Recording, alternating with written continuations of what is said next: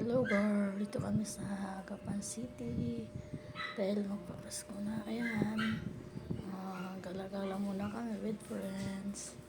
Say hi mga girl. Yun naman, ganda naman ng mga tanawin. So, diba, kasama ko yung friend ko. Yung isa busy. Ayan po. Kunting lakad-lakad lang. Pupunta na po kami sa Little Bigan. Ayan na po. Ito na yan. Ayan na yan. Tinatawag na Lumang Gapan. Say hi. Nahilo na yung cameraman ko ba. So, kakaikot niya. Ayan ang Lumang Gapan.